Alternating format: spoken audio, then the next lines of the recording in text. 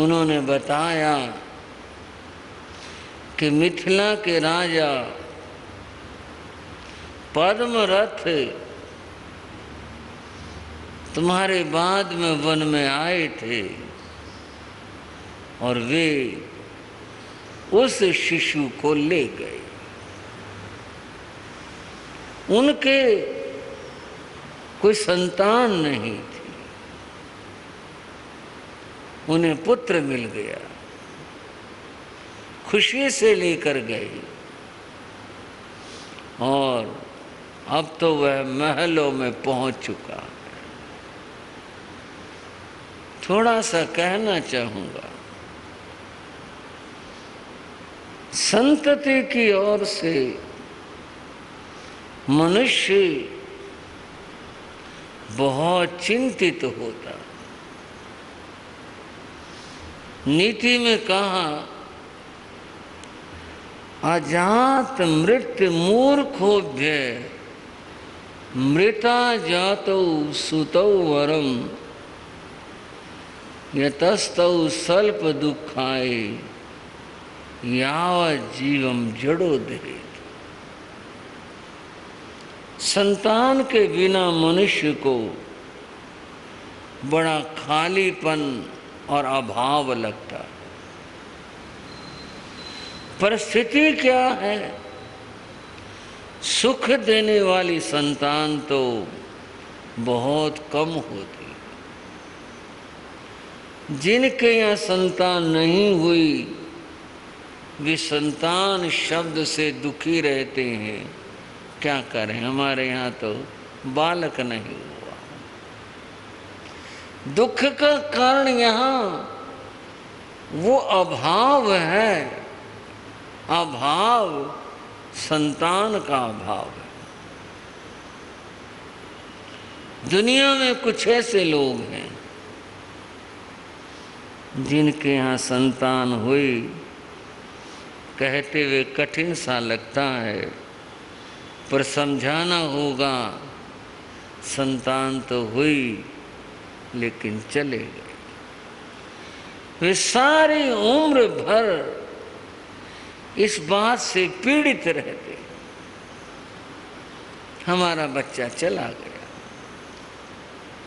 यहाँ भी दुख जो है, मूल तो मोह है, पर यहाँ भी बात पुत्र की, संतति की है। और बंधुओं, किन्हीं के यहाँ संतान हुई, सब ठीक है, परंतु जड़ है और मूर्ख है, आज्ञाकारी नहीं है, सेवा नहीं करता, व्यसनी है। उनकी व्यथा, उन माँ बाप की व्यथा को कोई आदमी तौल सकता है, जिनकी संतान ऐसी हो। मूर्ख हो, जड़ हो, अविनीत हो, व्यसनी हो, पूरी उम्र माँ बाप दुख पाते हैं उनके द्वारा।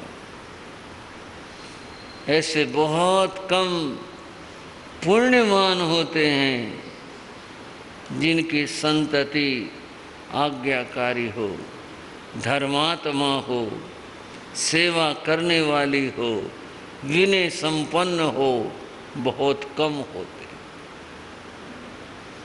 राजा पद्मरथ का भाव दूर हो गया। मुनि ने कहा, तेरा बालक सुरक्षित है, तूने तो उसको ऐसे छोड़ा था, पर उसका पुण्य वह राजघराने में पहुंच गया। मुनि के वचनों पर उसे विश्वास था, उसने नमन किया, गुरुदेव अब मेरे मन को संतोष मिला है, अब ठीक है। और बंधुओं, मदन रेखा मुनि के उपदेश से दीक्षा ले लेती है। अब वो साधना के मार्ग पर चल पड़ी। दुनिया का मोह जंजाल सब छूट गया, केवल आत्मचिंतन और आत्म साधना है। जप तप ध्यान इसी की आराधना है। थोड़ा पीछे लौटना होगा। मणिरथ जिसको नाग ने काट लिया था, मृत्यु हो गई थी, उसका पुत्र था छोटा बालक, उसका नाम चंद्रयश था,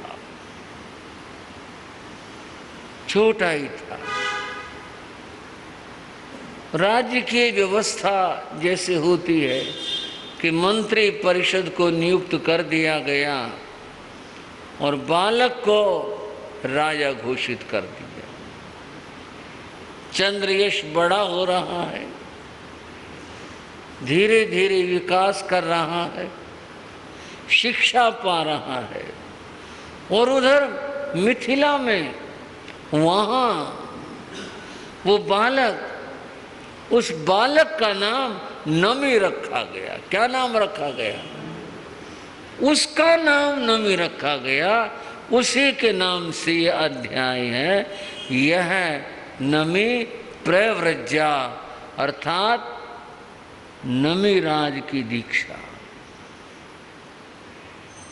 उसके नाम से। पर यहाँ दीक्षा की तो कोई बात आई नहीं, अभी नहीं आई।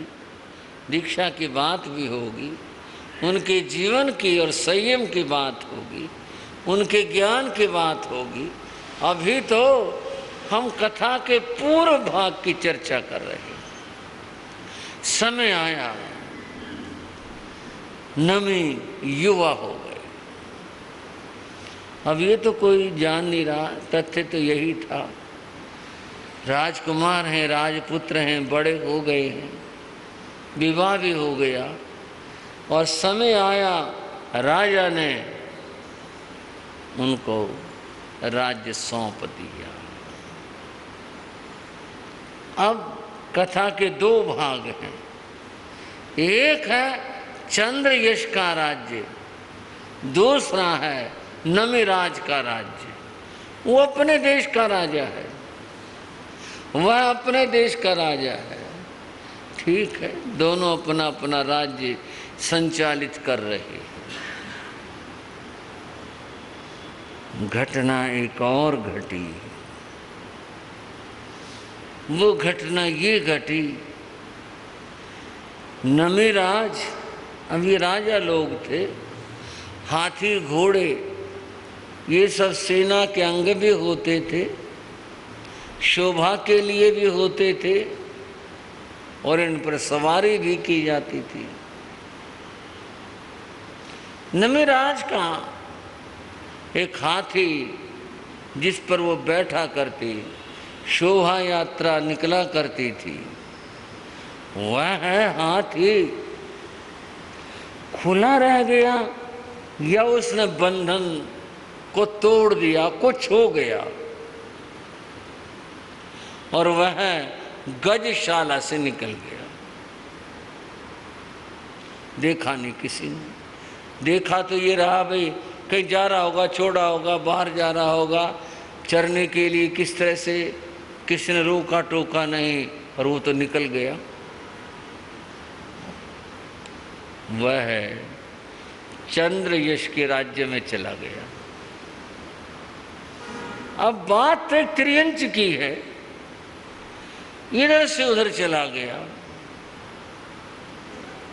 वहां उनके सैनिकों ने उसको पकड़ लिया, बंधन में बांध लिया और बांध कर ले गए। राजा को बताया कि वे पड़ोसी राज्य का हाथी ऐसे आ गया, हमने बांध लिया। बोले ठीक है, रखो इसको, बांधो इसको, ठिकाने सर जहां भी रखते वहां रखो। मिथिला में इस बात का शोर हुआ, वो हाथी चला गया। हाथी कैसे चला गया? चोरी तो हो नहीं सकता, इतनी बड़ी चीज हुई तो हुई कैसे? ढूंढ हुई, सब हुआ, आखिर पता चल जाता है। पता चल गया, वह तो चंद्रयश के राज्य में चला गया।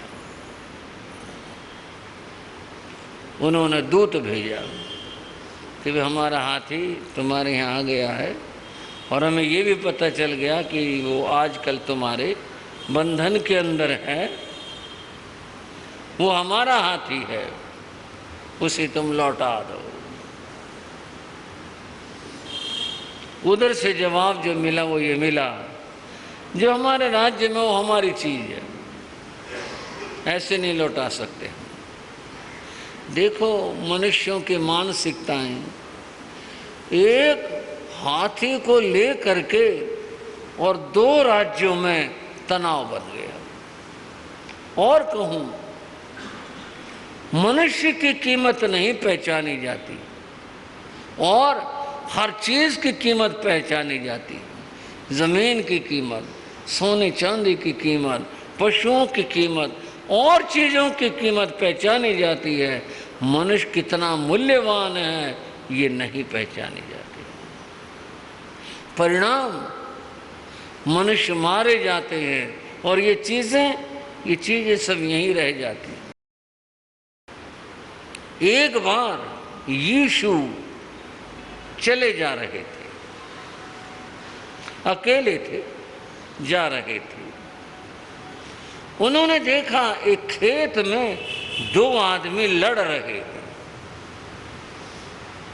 दोनों के हाथ में डंडे, जो कुछ लाठी था, और वो दोनों एक दूसरे पर वार करने के लिए अपना अपना खेल कर रहे थे। यीशु ने कहा ये लोग लड़ मरेंगे, दोनों में से एक मरा तो बुरा, दोनों मरे तो भी बुरा, इनको चोट लगी तो भी बुरा, रोकना चाहिए। यीशु उनके पास में गए, संत को निकट आया देख करके थोड़े से वो ढीले पड़े। यीशु ने कहा भाई क्यों लड़ रहे हो? एक बोला इसने मेरे खेत की इतनी जमीन अपने खेत में मिला ली, तो मैं कह रहा हूं भाई इसको ठीक कर, जो बनाते हैं, मेंढ बनाते हैं, डोला बनाते हैं, इसको ठीक कर। तूने ये ज्यादा मेरा खेत ये जोत लिया, ये ठीक कर इसको। वो बोला नहीं नहीं, मेरा डोला यहीं से था, ये हमारी जमीन है, तुम्हारी जमीन को अपने बनाने लग रहा है, ये झूठ है। अच्छा, ये लड़ाई का कारण है। यीशु बोले ठहरो, मैं पूछ कर बताता हूं। और ये कहकर वो झुके। उन्होंने जो विवादग्रस्त भूमि थी जितनी थी, उसमें से एक मुट्ठी रेत उठाई और उठा करके पहले मुंह के पास लाकर बोले पृथ्वी ये बताना तेरा मालिक कौन है? और ये कहकर अपने कान को लगा लिया। कुछ आवाज आई और आवाज ये थी, इन दोनों में मेरा मालिक कोई नहीं है। यीशु ने कहा भाई सुनना, देखना जरा ये क्या कर रही है मिट्टी। एक के कान के लगाया तो इन दोनों में मेरा मालिक कोई नहीं है। दूसरे को लगाया तो भी आवाज आई। यीशु बोले तुम दोनों झूठ बोलते हो, ये जमीन बता रही है कि कोई भी मालिक नहीं तुम्हारे में से। उसने फिर कहा तुम्हारा मालिक कौन है? फिर आवाज आई, बोले हजारों लोग दावा करते रहे मेरे मालिक होने का, आज तक मेरा मालिक कोई हो नहीं सका। सुनना भाई, तुम्हारे से पहले तुम्हारे पिता या जिससे खरीदी थी, तुमने वो दावा करते थे हमारी जमीन है, उससे ऊपर वो करते थे, सारे चले गए, ये यहीं के यहीं है, कोई साथ नहीं ले जा सका। भाई और बहनों, यीशु ने कहा तुम झूठ बोलते हो, इसका मालिक कोई नहीं है, तुम व्यर्थ में लड़ने लग रहे हो। बात को थोड़ा निकट ले आऊं, ये मकान, ये महल, ये सब कुछ रजिस्ट्रियां भी करवाई जाती हैं, मिल्कियत के प्रमाण पत्र भी बनाए जाते हैं, हम मालिक हैं। लेकिन एक सच्चाई सोच करके देखो, है कोई मालिक? सच्चाई से यूं तो मालिक सारे हैं, मैं ये थोड़ी कह रहा हूं मैं आप मालिक नहीं हो। व्यवहार में दुनिया में मालिक बने बैठे हैं, लेकिन सच्चाई क्या है? कौन है मालिक? सब चले जाती, ये यहीं के यहीं रह जाती। मनुष्य ने मनुष्य की कीमत नहीं समझी, जमीन की, पशु की, धन की कीमत समझी, मनुष्य की नहीं समझी। एक हाथी के लिए दोनों राज्य लड़ने को तैयार हो गए। ये मामले प्रतिष्ठाओं के बन गए। दोनों राजाओं ने कहा कि नहीं, हाथी लौटाना पड़ेगा। एक ने कहा, उसने कहा हम देंगे नहीं। और दोनों की सेनाएं जो राज्य की सीमा पर थी वहां पहुंच गई, लड़ने के लिए तैयार, इधर भी उधर भी। और उस संघर्ष में कितने लोग मारे जाएंगे क्या कह सकते हैं? युद्ध तो युद्ध है, युद्ध में कितना नरसंहार हो जाए क्या कह सकते हैं? चारों ओर चर्चा थी। मिथिला में वहां के राजा नमी, और फिर कहा चंद्रयश, अवंती नरेश, इनके अंदर युद्ध होगा, पता नहीं कितने लोग मारे जाएंगे। और भाइयों बहनों, इतिहास की ये एक ही घटना है, केवल एक घटना है। घटना क्या आप कहोगे? लड़ाइयाँ तो बहुत होती रही, बहुत घटनाएं। जो मैं सुना रहा हूँ, बता रहा हूँ, वो एक ही घटना है। और घटना यह है कि ये समाचार, ये बात कान दर कान होते हुए